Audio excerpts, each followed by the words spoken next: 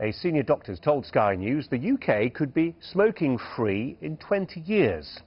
The North East has one of the highest numbers of smokers, but even there the habit is now seemingly on the wane, as Gerard Tubb reports. Smoking kills 100,000 people in the UK every year and leaves many more seriously ill. I can't do anything with the grandchildren, and I used to think they were scared of me because I'm so breathless. Until recently, the North East was the worst place in the country for smoking. Now the region wants to lead the way to stopping it altogether. Every breath you take. TV ad campaigns have helped cut smoking rates. Health campaigners say the logical next step is a no-smoking UK. Our vision is to make smoking history for our children in the next 20 years, and we know there are millions out there that back this because they're desperate that kids are protected and don't fall into the same trap. Already, big stores have to hide the cigarettes they sell, and plain, unbranded packaging could be the next move. The idea of a no-smoking Britain would need more than legislation. Imagine if these cigarettes were very hard to get hold of, if there was no cigarette advertising, and if this packet cost perhaps 20 or 30 pounds. And some shrinkage of the left lung, which is part and parcel of the problem. At Newcastle's Royal Victoria Infirmary, the prospect of a no-smoking UK is real. So much has changed in the last 20 years that actually, yes, I can look forward and see that in another 20 years' time there will be radical changes. I do look forward to the time when no one will smoke. 20 years, 30 years, but thereabouts. It's an idea that instantly divides opinion. Unbelievable. What next? I don't think it'll ever happen. I think it would be an excellent idea. And you're a smoker? Yes, but it's a mug's game, I know that. They're taking the right away, aren't they, to smoke? If they want to smoke, they should be able to smoke. June Butler will not live to see smoking die out, but she has a simple message. If I'd known what they know now, I would never have started. Gerard Tubb, Sky News, Tyneside. Let's talk to the Chief Executive of ASH, Deborah Arnott, who joins us live from central London. Deborah Arnott, welcome to you. What do we mean by smoking free? Well, I think that's a good question. I think by smoking free we mean that smoking has really become so uncommon that almost no one does it anymore. And it is a future we can look forward to.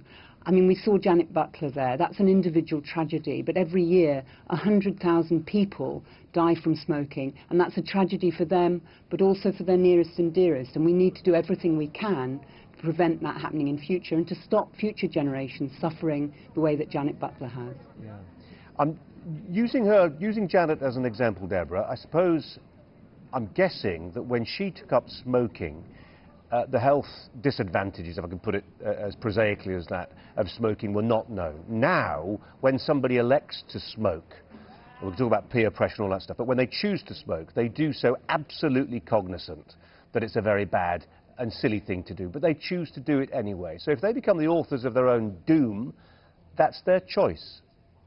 Most smokers take up smoking when they're children. 2/3 of smokers have started by the age of 18 and become addicted by the age of 18. And this is addiction, it's not free choice. So I think that's a false analogy to make.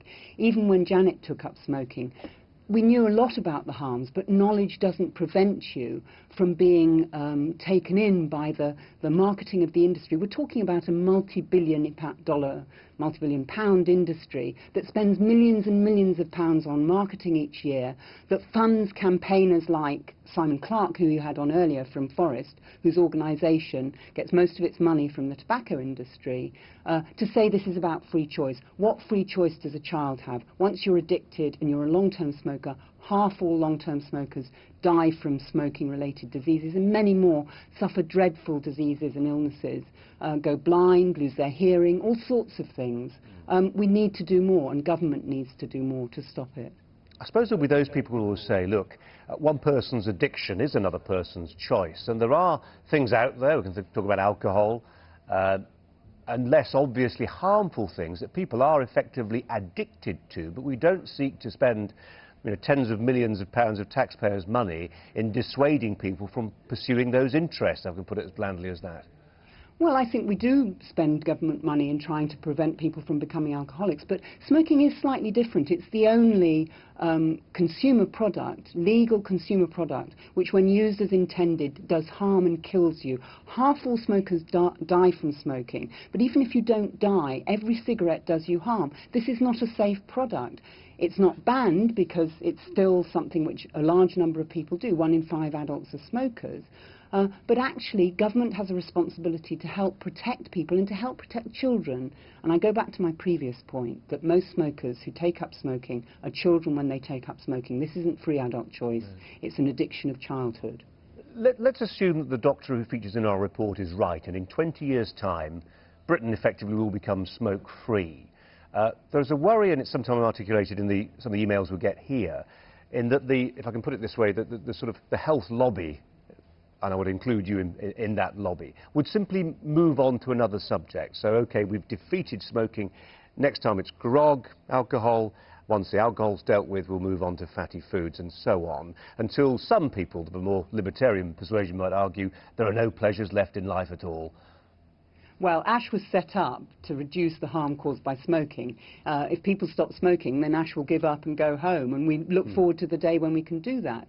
We're supported by many other medical organisations, doctors' organisations like the BMA, the Royal Colleges, by the big health charities like the British Heart Foundation and Cancer Research UK, because smoking is different. We have an international health treaty just designed to reduce and eliminate smoking. There's no other health treaty for any other substance, because smoking is different, tobacco is different. Smoking kills half all long-term smokers, and no cigarette doesn't do you harm, whereas you can have a few drinks and actually it's no harm at all. Eating food, everyone has to eat food. It's about how much you eat and what the balance is. So smoking is different. Deborah Arnott is the Chief Executive of ASH. Deborah, thanks very much. Thank you.